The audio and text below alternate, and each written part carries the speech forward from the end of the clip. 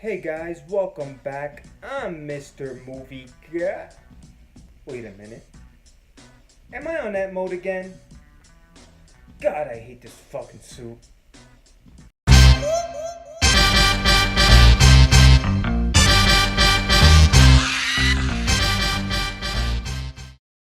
So we go from literally the biggest epic in Marvel Cinematic Universe history to quite literally the smallest epic in Marvel Cinematic history, Antman.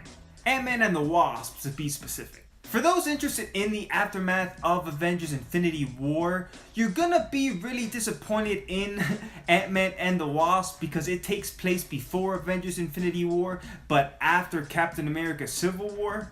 Scott Lang is under house arrest due to helping out Captain America in Civil War, and he has a lot of free time on his hands. On the other hand, you got Hank and Hope Pym, who developed this quantum tunnel in order to rescue the original Wasp, Janet Van Dyke. For those of you who don't know, Janet Van Dyke is Hank Pym's wife and Hope Pym's mother. So suffice it to say, this movie revolves around that relationship and this rescue mission to save Janet. As far as plots go, this is pretty straightforward. You can go to the bathroom and come back and really feel like you're not missing anything. It's one of those movies. As you'd expect from a Marvel joint, this movie is very action-packed. The action comes thick and fast, except this time it's the Wasp who does most of the heavy lifting.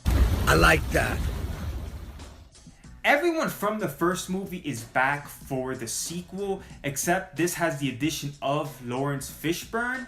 If you're a fan of Michael Pena and his shtick, which I'm not, but in this movie he's actually pretty funny. He has a couple of good gags. Some of the gags are recurring from the first Ant-Man, but it was enjoyable nonetheless.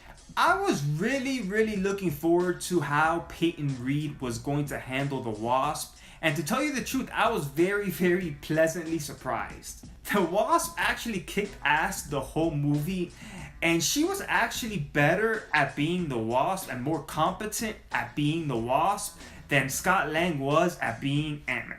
Marvel needs more kick-ass, badass female characters like the Wasp, and with Captain Marvel coming out in March of 2019, Marvel's definitely headed in the right direction because they need more female inclusion. Now, beyond Paul Rudd, Evangeline Tilly, and Michael Douglas, Ant-Man and the Wasp is rounded off by a great supporting cast and the main villain. The main villain in Ant-Man and the Wasp is this shapeshifter called Ghost. Most MCU villains are underdeveloped and uninteresting, but Ghost was more nuanced.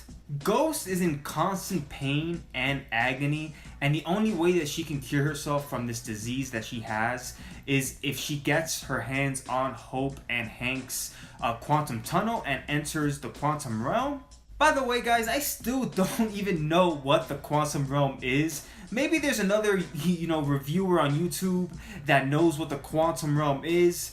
I'm pretty sure the quantum realm plays a big part in the MCU universe going forward, but as of right now, I don't know what the fuck it does. Although Ghost in this movie is a great, well-written villain, the other villain that they have in this movie, not so much. He's pretty much just a baddie for the sake of being a baddie.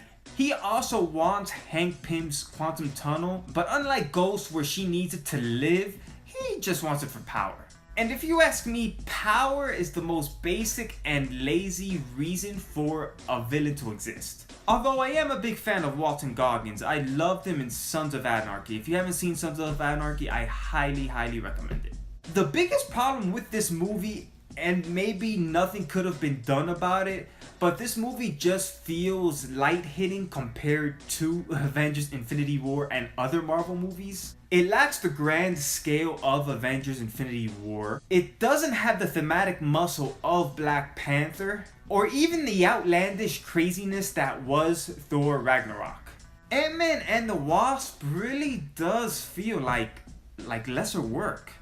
Ant-Man and the Wasp isn't a bad movie per se, but comparing it to other MCU movies, especially coming from Avengers Infinity War, this movie feels very uninspiring. very middle of the road. I think that Ant-Man and the Wasp will be remembered as a middle of the road movie, especially when future MCU movies hit theaters. So for that, I'm not gonna give this movie too high of a score. It is fun, but it did feel like it didn't have any stakes and it kind of felt like it was pointless. So for that, I'm gonna give this movie a solid but not remarkable 71%.